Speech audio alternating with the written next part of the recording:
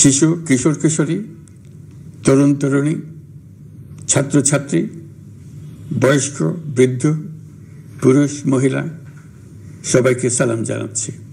আসসালামু আলাইকুম। শুরুতেই স্মরণ করছি মুক্তিযুদ্ধের লাখো লাখো শহীদ এবং গত জুলাই আগস্ট মাসে ফ্যাসিবাদের বিরুদ্ধে ছাত্র শ্রমিক জনতার অভ্যুত্থানে নিহত সকল শহীদকে। সবাইকে জানাচ্ছি আমার সশ্রদ্ধ সালাম ও গভীর শ্রদ্ধা। আরও স্মরণ করছি তাদের, ফ্যাসিবাদী শক্তির বিরুদ্ধে লড়াই করে যারা আহত হয়েছে, পঙ্গুত্ব বরণ করেছে, চোখের দৃষ্টি হারিয়েছে, যারা ৯ দফা নিয়ে দাঁড়িয়েছে, যারা ১ দফা নিয়ে দাঁড়িয়েছে, যারা দেশকে এক হিংস্র স্বৈরাচারের হাত থেকে বাঁচিয়েছে।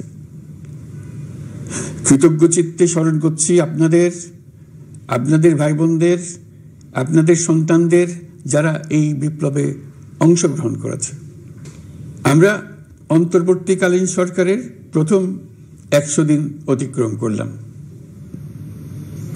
আপনারা জানেন কি কঠিন এক পরিস্থিতিতে আমাদের দায়িত্ব গ্রহণ করতে হয়েছে। ছাত্র শ্রমিক জনতার অভূতপূর্ব গণ অভ্যুত্থানের পর ফ্যাসিস্ট সরকার প্রধান পালিয়ে গেলে দেশ সরকার শূন্য হয় সাময়িকভাবে।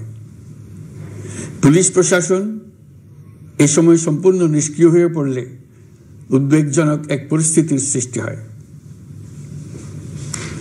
স্বৈরশাসনে বিপর্যস্ত এই দেশকে আমাদের সবাইকে মিলে পুনর্গঠন করতে হচ্ছে। জুলাই আগস্ট বিপ্লবের পর আমরা এমন একটি দেশ হাতে পেয়েছি যার সর্বত্র ছিল বিশৃঙ্খলা। স্বৈরশাসন টিকিয়ে রাখতে আইন শৃঙ্খলা বাহিনীকে জনগণের মুখোমুখি দাঁড় করিয়ে দেওয়া হয়েছিল। বিপ্লব চলাকালে প্রায় ১৫০০ ছাত্র শ্রমিক জনতার শহীদী মৃত্যু হয়।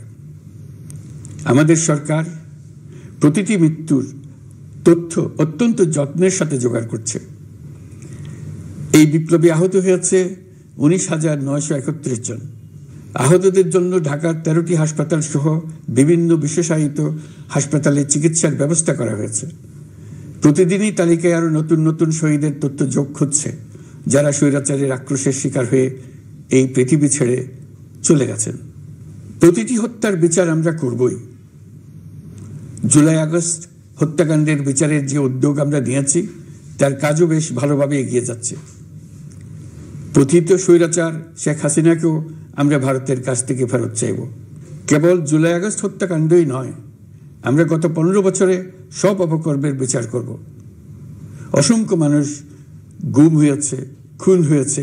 এই সময় আমরা গুমের তদন্তে একটা কমিশন গঠন করেছি।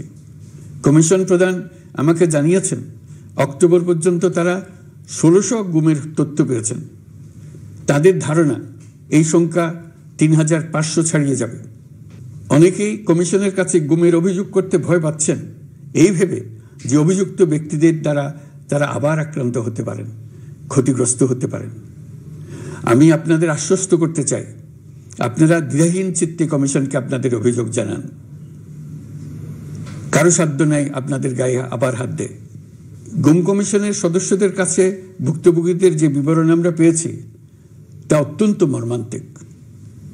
জুলাই আগস্টের বিপ্লবের পর ছাত্রছাত্রীরা শহর বন্দরের দেয়ালে দেয়ালে তাদের মনের কথা লিখেছে।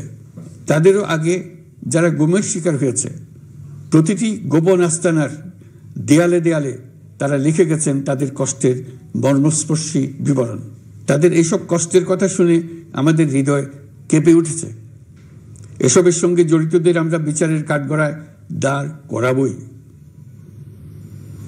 অভিযুক্ত যত শক্তিশালী হোক, যে বাহিনীরই হোক, তাকে ছাড় দেওয়ার কোনো সুযোগ নেই। কেবল দেশে নয়, গুম, খুন ও জুলাই আগস্ট গণহত্যার সাথে জড়িতদের আমরা আন্তর্জাতিক আদালতেও বিচারের উদ্যোগ নিয়েছি। ইন্টারন্যাশনাল